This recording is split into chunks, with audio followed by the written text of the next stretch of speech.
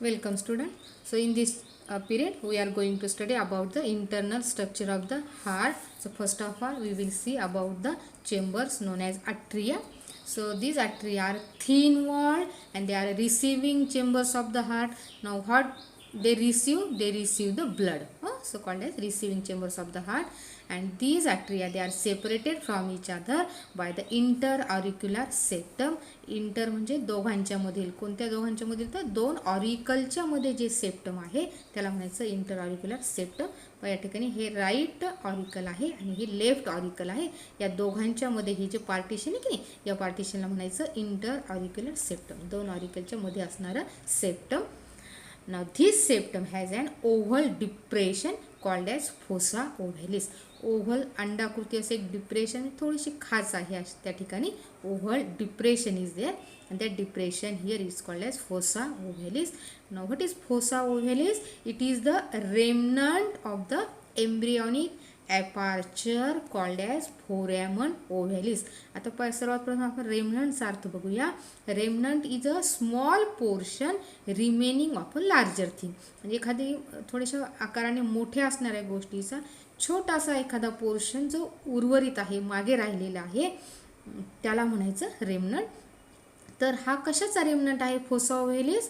तर embryonic aperture फोरॅमन ओव्हेलिस, म्हणजे embryonic develop होताना हा जो सेप्टम आहे की नाही त्या ठिकाणी एक ॲपार्चर असतात. ॲपार्चरचा अर्थ घ्या लक्षात. ॲपार्चर म्हणजे ओपनिंग, म्हणजे छोटंसं होल आहे त्या ठिकाणी. आणि फोरॅमन म्हणजे सुद्धा होल किंवा ॲपार्चर. तर फोरॅमन ओव्हेलिस म्हणजे त्याला आपण म्हणू शकतो असे छोटंसं अंडाकृती अशी एक ओपनिंग आहे, अंडाकृती असं एक होल आहे एम्ब्रियोच्या हृदयामध्ये, त्याला म्हणायचं फोरॅमन ओव्हेलिस. ॲक्च्युली नंतर डेव्हलपमेंट स्टेजेसमध्ये तो जो होल आहे की नाही तो नंतर बंद होत असतो आणि बंद झाल्यानंतर तिथं फक्त छोटीशी खाच राहते, त्या खाचेला असं आपण म्हणतो फोसा ओव्हेलिस. परंतु एम्ब्रियोमध्ये मात्र त्या ठिकाणी डायरेक्ट होलच असं छोटंसं, हृदयामध्ये छिद्र आहे असं म्हणतो की नाही, तर ते एम्ब्रियोमध्ये असतं ना, तर तो फोरॅमन ओव्हेलिस आहे. आणि समजा हा फोरॅमन ओव्हेलिस तो जर व्यवस्थित रीतीने नंतर भरला गेला नाही, म्हणजेच त्याचं रूपांतर जर फोसा ओव्हेलिसमध्ये नाही झालं त्या डिप्रेशनमध्ये, तर ते होल कायम त्या व्यक्तीच्या हृदयामध्ये राहतं. आणि इथं अशुद्ध रक्त आणि शुद्ध रक्त असते की नाही, तर हे या ठिकाणी त्या होलमुळे मिक्स होत असते एकमेकांमध्ये, है ना. तुम्ही ऐकलं असेल ना, हार्टचं त्या होलचं ऑपरेशन वगैरे करतात, तर ती कंडिशन आहे ही. तर एम्ब्रियोमध्ये तो होल असतो, पण नंतर तो डिप्रेशनच्या रूपामध्ये तो नंतर भरला जातो आणि त्याला आपण म्हणतो fossa ovalis. Okay student, so this is about the foramen ovalis और फोसा ओव्हेलिस.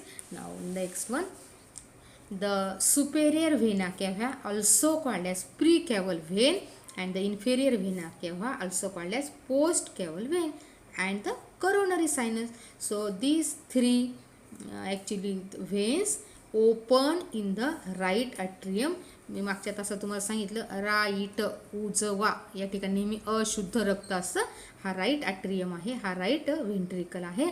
तर या ठिकाणी बघा प्री कॅव्हल म्हणजे आपल्या हेड रिजनकडनं, शोल्डर रिजनकडनं अशुद्ध रक्त घेऊन राईट ॲट्रियममध्ये ओतणारी व्हेन कोणती आहे? प्री कॅव्हल आहे. तिलाच म्हणायचं सुपेरियर व्हेना कॅव्हा, पण ती वरच्या दिशेने येते. आणि इन्फेरियर म्हणजे आपल्या पायाकडून म्हणजे आपल्या लोअर एक्स्ट्रीमिटीजकडून इम्प्युअर ब्लड घेऊन येणारी व्हेना कॅव्हा जी आहे ती इन्फेरियर व्हेना कॅव्हा म्हणून ओळखली जाते. तिलाच म्हणतात पोस्ट कॅव्हल. आता ही जी आहे की नाही, ही पोस्ट कॅव्हल ही शरीराच्या लोअर एंडकडून आलेली आहे आणि ही इथे इम्प्युअर ब्लड आणून ओतते पुन्हा राईट ॲट्रियममध्ये. म्हणजे राईट ॲट्रियम कुठून कुठून ब्लड रिसीव करतो? पहिलं ब्लड रिसीव करतो तो प्री कॅव्हलकडून किंवा सुपेरियर व्हेना कॅव्हाकडून आणि इन्फेरियर व्हेना कॅव्हा किंवा पोस्ट कॅव्हलकडून. झाले दोन. आणि तिसरं आहे coronary sinus.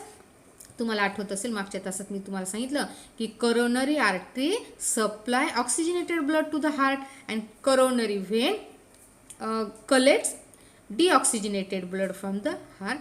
Actually the coronary vein pour that blood in the coronary sinus, म्हणजे करोनरी सायनस इथे आहे हृदयामध्ये, त्याच्यातसुद्धा डीऑक्सिजनेटेड ब्लड जमा होतं आणि ते ब्लडसुद्धा कुठे आणून ओतलं जातं? राईट ॲट्रियममध्ये. म्हणजे तुमच्या आता लक्षात आलं असेल की राईट ॲट्रियममध्ये 3 ठिकाणाहून अशुद्ध रक्त ते जमा होतं. रिसीव्ह होतं, म्हणून या आट्रियमला म्हणतात रिसिविंग चेंबर. राईट आट्रियमचं समजलं तुम्हाला. तर अशा प्रकारे आता पहा, ही जी ओपनिंग दाखवली मी इथे, ही इन्फेरियर व्हेना केव्हाची आहे. ही इथली ओपनिंग आहे, वरतून येणारी कोण, सुपेरियर व्हेना केव्हा. हां, ती ही या ठिकाणी ओपन होते, इथं ब्लड त्या ठिकाणी ओतलं जातं राईट आट्रियममध्ये. The next point, the opening of the post caval vein actually is guarded by Eustachian valve. आता बघा, पोस्ट कॅव्हल म्हणजे इन्फेरियर व्हेना केव्हा. ओके, आता बघा, ही इन्फेरियर व्हेना केव्हा आहे. या ठिकाणी इन्फेरियर व्हेना केव्हा इथं ओपन झाली ना, तर ही ओपनिंग आहे राईट ऑरिकलमध्ये.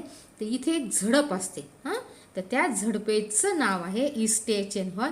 तुम्हाला मी क्ल्यू देते लक्षात ठेवायला. बघा, मी इथं मराठीमध्ये ई शब्द लिहिलेला आहे की नाही.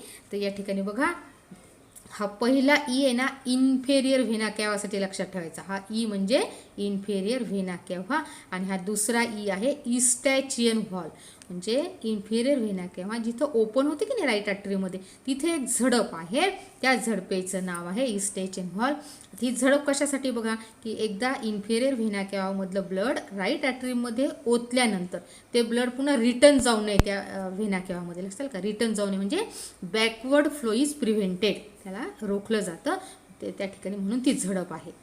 लक्षात आलं मला. तर ही ई हा क्ल्यू तुमच्यासाठी मी सांगितलेला आहे. त्याच्या पुढे बघूया आपण. Now the opening of the coronary sinus it is also guarded by Thebesian valve. जसं मी तुम्हाला सांगितलं की हृदयामध्ये जे डिऑक्सिजनेटेड ब्लड तयार झालेलं आहे, ते ब्लडसुद्धा कुठे आणून ओतलं जातं, राईट आट्रियममध्ये. हृदयातलं ब्लड कोण ओततं इथं राईट आट्रियममध्ये, करोनरी सायनस. तर त्या सायनसवर सुद्धा एक झडप बसवलेली आहे, त्या झडपेचं नाव आहे थिबेसियन व्हॉल. आलं लक्षात तुम्हाला. तर coronary sinus open into the right atrium. तर दिस coronary sinus also open into the right atrium. आता इथे पुन्हा क्ल्यू तुम्हाला सांगितलं मी, CT तुम्ही केमिस्ट्रीचं प्रॅक्टिकल करताना कन्फर्मेटरी टेस्ट असं म्हणतात की CT घ्यायच्या. CT शब्द लक्षात ठेवायचा. हा C कशासाठी आहे, करोनरी सायनससाठी, आणि हा T आहे थिबेसियन व्हॉलसाठी. राहील लक्षात मग आता. तर हे दोन व्हॉल आपण आतापर्यंत शिकलो आहोत, इस्टॅचियन व्हॉल आणि Thebesian valve. Now the next one. हां, आता या ठिकाणी तुमच्या मनात प्रश्न निर्माण होईल की ही वरतून येणारी जी आहे प्री कॅव्हल, हिला का बरं व्हॉल नाही आहे. तर या ठिकाणी बघा, हे तर्कज्ञानाने तुम्ही सांगू शकता की वरतून येणारी व्हेन आहे की नाही, हे वरतून येणारं ब्लड इथं ओतलं जाईल ना. तर शक्यतो आज जसं आपण ग्रॅव्हिटेशनल फोर्सच्या हिशोबाने जर बघितलं तर इथलं ब्लड इथं वापस जाण्याची शक्यता खूप कमी असते, इथे व्हॉल नाही आहे. परंतु हे ब्लड आहे ना, गुरुत्वाकर्षण शक्तीच्या विरुद्ध दिशेने आलेले ना, खालून असं वर हे आलेले ब्लड कदाचित ते उलटं जाऊ शकतं है ना. तर ते उलटं जाऊ नये म्हणून या ठिकाणी व्हॉल आहे. परंतु प्री कॅव्हल जी व्हेन आहे किंवा सुपेरियर व्हेना केव्हा आहे, त्याला व्हॉल नाही. Next, 4 pulmonary veins opens into the left atrium. आता आपल्याला लेफ्ट आट्रियमकडे बघायचं आहे. हा लेफ्ट आट्रियम आहे की नाही, तर या लेफ्ट आट्रियममध्ये किती व्हेन्स उघडतात, 4 आहे. 4 pulmonary veins. ॲक्च्युली लक्षात घ्या, 4 मधल्या 2 pulmonary veins ह्या राईट साईडकडून येतात आणि 2 pulmonary vein ह्या लेफ्ट साईडकडून येतात. 4 pulmonary veins लेफ्ट आट्रियममध्ये ओपन होतात. आता मी तुम्हाला सांगितलेले व्हेन म्हणजे डिऑक्सिजनेटेड ब्लड नेणाऱ्या, पण दिव्या व्हेनच्या मागे पल्मोनरी शब्द लागला. आता विरुद्ध सांगायचं की पल्मोनरी व्हेन कोणतं रक्त घेऊन येतील हृदयाकडे, oxygenated blood. So they carry oxygenated blood from the lungs.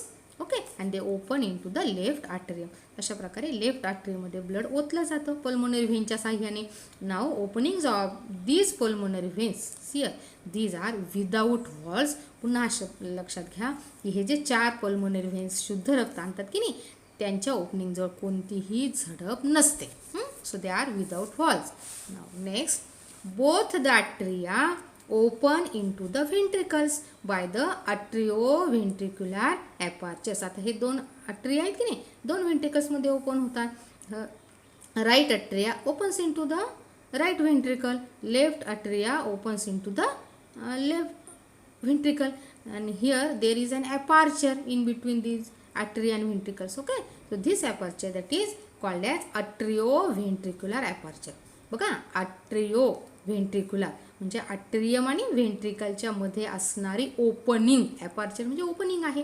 मग आता हिला काय म्हणता येईल आपल्याला, ही राईट साईडची आहे, हिला म्हणायचं राईट आट्रिओ व्हेंट्रिकल ओपनिंग. ही लेफ्ट साईडची आहे, हिला काय म्हणायचं लेफ्ट आट्रिओ व्हेंट्रिक्युलर ओपनिंग किंवा aperture. Okay, so these openings are guarded by cuspid valves. या ठिकाणी कस्पिड व्हॉल्स या फक्त ह्या दोन अपर्चरच्या जवळ असतात. आता त्या व्हॉल्स कोणत्या आहेत आपण बघूया. The tricuspid valve is present in the right auriculo ventricular. आता बघा, याला ऑरिक्युलो व्हेंट्रिक्युलर असं म्हणू शकता तुम्ही, किंवा आट्रिओ व्हेंट्रिक्युलर असं सुद्धा म्हणू शकता. आट्रिओ व्हेंट्रिक्युलर अपर्चर. ठीक आहे. आणि bicuspid valve also called as mitral valve, it is present in the left auriculoventricular aperture. आता इथे लक्षात ठेवण्यासाठी तुम्हाला मी क्लूज सांगते.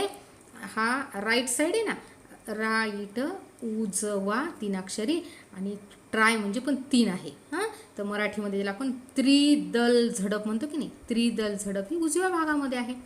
तर हा पण 3 अक्षर लक्षात ठेवायचे नेहमी राईट साईडसाठी. तर त्रिदल झडप ही उजव्या बाजूला आहे आणि याच्या विरुद्ध हा जो डावा आहे, डावा किंवा लेफ्ट 2 अक्षरी शब्द आहे. शुद्ध, शुद्ध रक्त की याच्यामध्ये तो पण 2 अक्षरी शब्द आहे. आणि बाय म्हणजे पण 2 आहे. बाय कस्पिड व्हॉल मराठीमध्ये तुम्ही द्विदल झडप म्हणता. ही झडप सुद्धा कोणत्या बाजूला आहे, डाव्या बाजूला आहे. तर अशा प्रकारे कस्पिड व्हॉलचे 2 प्रकार आहेत, ट्रायकस्पिड व्हॉल आणि बायकस्पिड व्हॉल. तर ह्या 2 व्हॉल आपल्याला आट्रिओ व्हेंट्रिक्युलर अपर्चर्सवर या ठिकाणी बघायला मिळतात. आलं लक्षात मला. Now the next one is all these heart valves they maintain unidirectional flow of the blood पाहिजे इथे, unidirectional flow of blood. ठीक आहे. See a student, so these valves maintain the unidirectional flow म्हणजे एकाच दिशेने त्या ठिकाणी ब्लडचा फ्लो होत असतो. But they also avoid the back flow of the blood. जसं मी आता तुम्हाला सांगितलं की प्री कॅव्हल किंवा पोस्ट कॅव्हल व्हेन जे आहे, तर व्हेनमधलं ब्लड आट्रियममध्ये ओतलं जातं, राईट आट्रियममध्ये, व ते पुन्हा वापस जाऊ नये म्हणून त्या ठिकाणी त्या व्हॉल्व ज्या आहेत त्या काम करत असतात. Okay, thus they avoid the back flow of the blood. Okay student, now the next one is ventricles. So see here the ventricles actually these are inferior in position. बघा, आट्रिया वरच्या बाजूला आहेत म्हणून त्याला आपण सुपेरियर म्हटलेलं आहे की नाही, सुपेरियर चेंबर्स म्हणतो आपण त्याला. आणि व्हेंट्रिकल्स हे खालच्या बाजूला असल्यामुळे त्याला आपण इन्फेरियर चेंबर्स म्हणतो. So these are the inferior chambers. आणि थिक वॉल्ड फरक बघा, atria superior, ventricles inferior. Atria thin walled, ventricles thick walled. Okay, atria are called as receiving chambers, ventricles are called as pumping chambers. आता pumping chambers काय आहे, तर ventricles मधलं blood आहे की नाही शरीरातील वेगवेगळ्या अवयवांना पंप केलं जातं. म्हणजे त्या ठिकाणी रक्त बाहेर टाकलं जातं, त्याला पंपिंग चेंबर्स म्हटलेलं आहे. इथून ब्लड पंप होतं. Okay, so this is about the ventricles. Now the right and the left ventricles are separated by interventricular septum. जसं आपण 2 आट्रियामध्ये इंटर ऑरिक्युलर सेप्टम बघितला, तसं आता इथे बघा ही 2 व्हेंट्रिकल्स आहेत, राईट व्हेंट्रिकल आणि लेफ्ट व्हेंट्रिकल. यांच्यामध्ये हे जे पार्टिशन आहे किंवा सेप्टम आहे त्याला म्हणायचं interventricular septum. Okay student, so this is the interventricular septum. Now the next point, wall of the left ventricle. See this is the left ventricle. आता ही वॉल मी थोडी कशी दाखवली बघा, आणि ही वॉल कशी आहे, दोन्हीमध्ये फरक तुम्ही बघू शकता. So wall of the left ventricle it is more muscular, ती जास्त स्नायूंची बनलेली आहे. आणि it is about 3 times thicker than right ventricle. Right व्हेंट्रिकलच्या भिंतीपेक्षा लेफ्ट व्हेंट्रिकलची भिंत ही 3 पट जाड आहे. लक्षात आलं तुमच्या. So called as it is more muscular. ही मोर मस्क्युलर आहे. याचं कारण तुम्ही सांगू शकता की इथे अशुद्ध रक्त आहे आणि ते शुद्ध रक्त आहे, ऑक्सिजनेटेड ब्लड या ठिकाणी आहे है ना, त्यामुळे ही भिंत कशी आहे, जाड आहे. Now the inner surface of the ventricles they show several ridges. Ridges म्हणजे थोडेसे उंचवटे असे ना, उंचवटे असतात ना असे उंच आलेले. So these are called as columnae carneae किंवा ट्रॅबिक्युली कार्नी. आता समजा ही आतली वॉल आहे की नाही, इन्नर वॉल, त्याच्यामध्ये असे रिजेस आहेत, असे उंचवटे तयार झालेले आहेत. हे जे रिजेस आहेत आतल्या भागात दोन्हीकडे, लेफ्ट व्हेंट्रिकलची भिंत असेल किंवा राईट व्हेंट्रिकलची भिंत असेल, त्याच्यामध्ये हे रिजेस आहे जे उंचवटे आहेत त्याला म्हटलेले आहे कॉलमनी कारणी किंवा ट्रॅबिक्युलर कारणी. अँड दीज कारणी डिव्हाइड्स द ल्युमेन. ल्युमेन या शब्दाचा अर्थ अंतर्भाग असा होतो. व्हेंट्रिकलचा आतला भाग, अंतर्भाग, त्याला म्हणायचं lumen. So lumen of the ventricle actually it is divided into many small pockets or fissures. कशामुळे व्हेंट्रिकल आतून डिवाइड झालेले, विभाजित झालेले आहे छोट्या छोट्या पॉकेट्समध्ये, या रिजेसमुळे, ज्याला आपण म्हणतो कॉलमनी कारणी. समजले इथपर्यंत? Now next point, the lumen of the ventricles also shows inelastic fibres. हे हा जो आतला भाग आहे व्हेंट्रिकलचा, याच्यामध्ये काही तंतू असतात जे इनइलॅस्टिक आहेत. इनइलॅस्टिक म्हणजे लवचिक नाहीत असे फायबर्स आहेत. These are called as chordae tendineae. आता थोडंसं नाव लक्षात घ्या. कॉर्डी टेंडिनी. आता इथं ना टेंडिनी लक्षात ठेवा. टेंडिनी म्हणजे fibres. Okay, tendineae. So these are chordae tendineae present inside in the lumen of the ventricles. आता याचं फंक्शन काय आहे? So this chordae tendineae attach the bicuspid valve and tricuspid valve to the ventricular valve. त्या जे दोन झडपं आपण बघितलं की नाही, त्या झडपांना व्हेंट्रिकलच्या भिंतींना जोडण्याचं, अटॅच करण्याचं काम कॉर्डी टेंडिनी करतात. या ठिकाणी तुम्हाला मी सांगितलं की राईट साईडला ट्रायकस्पिड व्हॉल आहे, ही ट्रायकस्पिड व्हॉल आहे. लेफ्ट साईडला बायकस्पिड व्हॉल आहे. ह्या दोन झडप आहेत, बरोबर आहे. आता ह्या झडपां काय कंट्रोल करतात? तर ऑरिकलमधलं ब्लड जेव्हा व्हेंट्रिकलमध्ये येतं की नाही, त्यावेळेस ह्या झडपा ज्या आहेत त्या ठिकाणी ते कार्य करतात की बॅकफ्लो होऊ नये म्हणून. आणि या ठिकाणी बघा, या दोन झडपा व्हेंट्रिकलच्या भिंतींना अटॅच करण्याचं काम जे फायबर्स करतात त्याला म्हणायचं कॉर्डी टेंडिनी. अरे लक्षात पर्यंत? तर अशा प्रकारे this chordae tendineae regulate the opening and closing कोणाची? Of this valve. बायकस्पिड व्हॉलची आणि ट्रायकस्पिड व्हॉलची ओपनिंग जी आहे ती ह्या कॉर्डी टेंडिनीमुळे रेग्युलेट जी आहे ती केली जाते. Okay, now the right ventricle opens in to the pulmonary aorta. बरोबर आहे. आता बघा, पल्मोनरी शब्द आलेला आहे. पल्मोनरी एवॉर्टालाच पल्मोनरी ट्रंक असा सुद्धा शब्द आपण वापरू शकतो. पल्मोनरी शब्द आल्यामुळे जरी ही ॲक्च्युली लंग्सकडे जाणारी आर्टरी आहे, बरोबर आहे. तर पल्मोनरी एवॉर्टा जेव्हा राईट व्हेंट्रिकलपासून तयार होतो, मग कालच्या तासात बघितलं ना, so from the right ventricle arises the pulmonary aorta or pulmonary trunk which carries deoxygenated blood to the lungs for the purification. Okay, तो हा जो ट्रंक आहे तो राईट व्हेंट्रिकल पासून निर्माण होतो. आणि जो लेफ्ट व्हेंट्रिकल आहे, आता हा लेफ्ट व्हेंट्रिकल आहे. Okay, so left ventricle opens in to the aorta. आता बघा इथे दोन्हीकडे एवॉर्टा शब्द आलेला आहे, परंतु हा शब्द मेन आहे. बघा, पल्मोनरी मागे आला की हा हृदयाकडून निघणार आहे, एवढं लक्षात ठेवायचं. आणि इथं फक्त एवॉर्टा शब्द ॲक्च्युली की नाही, एवॉर्टाच्या मागे जर सिस्टेमिक एवॉर्टा शब्द असेल तर ही महाधमनी आहे आपल्या शरीरातली, जी ऑक्सिजनेटेड ब्लड हृदयाकडून सर्व पार्ट्सला घेऊन जाते. तर शक्यतो की नाही नुसता एवॉर्टा शब्द हा शुद्ध रक्तवाहिनीला किंवा महाधमनीला वापरला जातो. लक्षात आलं? तर त्याने असं सांगितलं थोडक्यात की राईट व्हेंट्रिकल कशात ओपन होतं? बघा, right ventricle open into pulmonary aorta. बघा, हा राईट व्हेंट्रिकल आहे, it opens into pulmonary aorta. लक्षात आलं तुम्हाला? आणि लेफ्ट व्हेंट्रिकल, हा लेफ्ट व्हेंट्रिकल आहे, left ventricle opens into aorta. समजलं? आता हे याची पोझिशन इथे नाही बरं, हे तुम्हाला समजण्यासाठी दाखवलेली. तुम्हाला माहिती आहे की राईट व्हेंट्रिकलपासून जो पल्मोनरी एवॉर्टा तयार होतो असा इथून वर गेलेला आहे, तो असा टी आकाराचा आहे. बघा, असा टी शेपचा असा इकडून ना, मी आकृती दाखवते नंतर तुम्हाला. आणि लेफ्ट व्हेंट्रिकलपासून जो एवॉर्टा तयार होतो ना, तो असा अर्धचंद्र आकृती दाखवली पाहिजे. इथून तयार होतो तो, असा तयार होतो, असा जातो, असा गोल. आलं लक्षात? तर अशा प्रकारे राईट व्हेंट्रिकलमधलं ब्लड पल्मोनरी एवॉर्टा घेऊन जाते, जे डिऑक्सिजनेटेड ब्लड आहे ती लंग्स. ठीक आहे, या ठिकाणी राईट व्हेंट्रिकलमध्ये असणारं ब्लड पल्मोनरी एवॉर्टामध्ये जातं इथून. ओके, आणि लेफ्ट व्हेंट्रिकलमध्ये असणारं ब्लड एवॉर्टामध्ये जातं. पल्मोनरी एवॉर्टा डिऑक्सिजनेटेड ब्लड घेऊन जाते लंग्सकडे for the process of purification. Okay. आणि लेफ्ट व्हेंट्रिकलमधलं ऑक्सिजनेटेड शुद्ध रक्त ॲवॉर्टा घेऊन जाते सगळ्या बॉडी पार्ट्सकडे. समजलं तुम्हाला. तर ॲक्च्युली ही पोझिशन मी तुम्हाला सांगत होते की ही पोझिशन इथे नाही, ही तुम्हाला समजण्यासाठी दाखवलेले. तो माहिती आहे राईट व्हेंट्रिकलपासून जो आहे ना ॲवॉर्टा असा तयार होतो. पल्मोनरी ॲवॉर्टा असा वर आहे, टी आकाराचा असतो. आणि ही जी हा जो ॲवॉर्टा आहे ना हा व्हेंट्रिकलपासून तयार होतो. असं अर्धचंद्राकृती असा डायग्रॅममध्ये आपण बघूया. डायग्रॅम आहे 8.20 on the page number 170. Okay.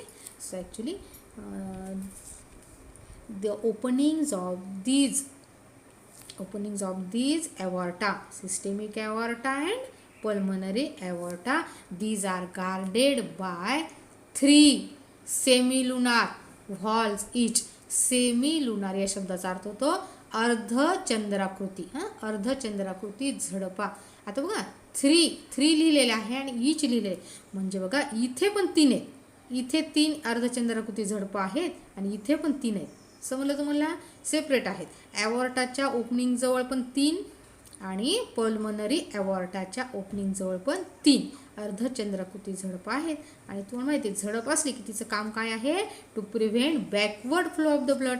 Right व्हेंट्रिकलमधलं ब्लड एकदा पल्मोनरी ॲवॉर्टामध्ये गेलं की ती पुन्हा वापस राईट व्हेंट्रिकलमध्ये येऊ नये, किंवा लेफ्ट व्हेंट्रिकलमधलं रक्त ॲवॉर्टामध्ये गेल्यानंतर पुन्हा ते वापस ॲवॉर्टामधून लेफ्ट व्हेंट्रिकलमध्ये येऊ नये, हे कार्य ह्या व्हॉल्व्स करत असतात. Okay student.